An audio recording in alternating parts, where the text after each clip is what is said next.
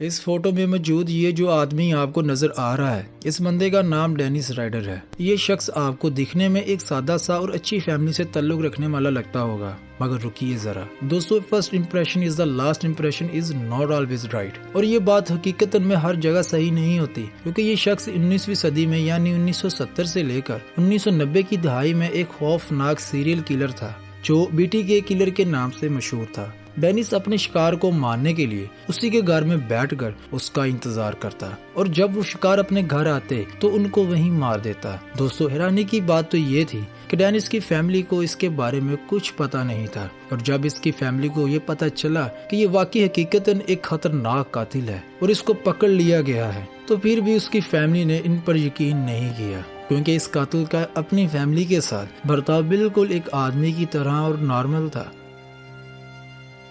السلام علیکم دوستو، آپ کو ایک اور نئی ویڈیو میں خوش آمدید۔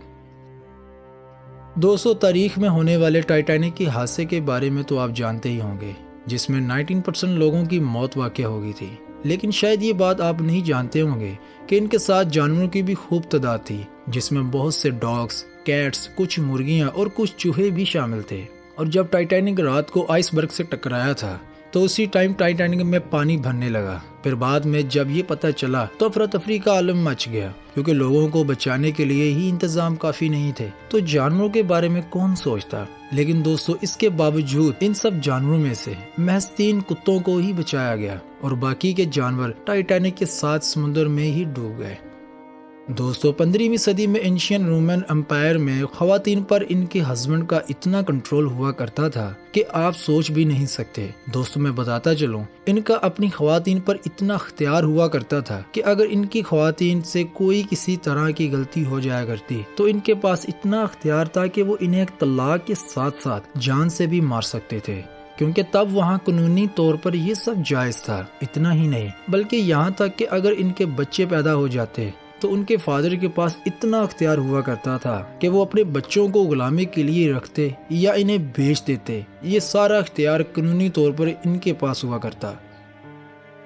دوستو، کسی انسان کے کسی گناہ کے تحت اس انسان کو گرفتار کرنا، تو انسان کی تو گرفتاری تو سمجھ میں آتی ہے۔ کیا آپ نے کسی ایک درخت کو گرفتار ہوتے دیکھا ہے؟ اگر نہیں تو میں آپ کو بتاتا چلوں، پاکستان کے ایک شہر لنڈی کوتل میں ایک پیڑ ایسا بھی ہے جسے آج سے 125 سال پہلے گرفتار کر لیا گیا تھا۔ دراصل دوستو، یہ بات اس وقت کی ہے کہ جب پاکستان اور انڈیا ایک ہوا کرتے تھے اور انڈیا میں برٹش کی حکومت ہوا کرتی تھی، اور تبھی ایک برٹش آفیسر جیمز کیڈ شراب کے نشے میں اس باغ میں گھوم رہے تھے جہاں اس پیڑ کو گرفتار کیا ہوا ہے، اور تبھی انہیں یہ لگتا ہے کہ یہ والا درخت ان کا پیچھا کر رہا ہے، اور تب ہی انہوں نے اس پیڑ کو گرفتار کرنے کا حکم دے دیا۔ اور یہ سب کچھ جانتے ہوئے بھی فوجی مجبور تھے، اور انہوں نے آفیسر کی بات مانتے ہوئے اس پیڑ کو تب ہی زنجیروں سے وہی باندھ دیا۔ وہ دن گیا اور آج کا دن آیا، یہ پیڑ ویسے کا ویسا ہی بندھا ہوا ہے، اور اس میں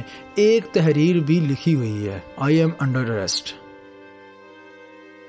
دوستو، انگلینڈ میں سن 1916 میں ولیم III نے ایک عجیب سا ہی ٹیکس لگا دیا، جو تھا ونڈو ٹیکس، یعنی کہ کھڑکیوں کا ٹیکس۔ یعنی کہ جس گھر کی جتنی زیادہ کھڑکیاں ہوں گی، اس گھر کے مالک کو اتنا زیادہ ہی ٹیکس لگے گا۔ اور اس ٹیکس کو لگانے کے 156 سالوں بعد آخرکار اسے ہیلتھ اور ایئر ٹیکس قرار دے دیا گیا، اور سن 1851 میں اس ٹیکس کو ختم کر دیا گیا۔ دوستو، آج کل جدید ٹیکنالوجی کے دور میں کمپیوٹر ہمارے لیے کتنا معنی رکھتا ہے، یہ آج کل کی نیو جنریشن کبھی نہیں جان سکتی، کیونکہ ہم اس کمپیوٹر کی سہولیت سے عادی ہو چکے ہیں۔ یہی بات آپ کو اس تصویر کو دیکھ کر سمجھ میں آ جائے گی، کیونکہ یہ تصویر FBI کی فنگر پرنٹس کا ڈیٹا بیس کی تصویر ہے۔ دوستو، یہ تصویر اس وقت لی گئی تھی کہ جب کمپیوٹر FBI کے انڈر نہیں ہوا کرتا تھا، یعنی کمپیوٹر کو بنے ابھی کچھ ہی عرصہ ہوا تھا۔ دوستو، اس تصویر میں آپ صاف طور پر دیکھ سکتے ہیں کہ کیسے ان مجرموں کے فنگر پرنٹس کو کمپیوٹر کے بغیر کیسے اتنی خپت کے ساتھ سنبھالا جاتا تھا۔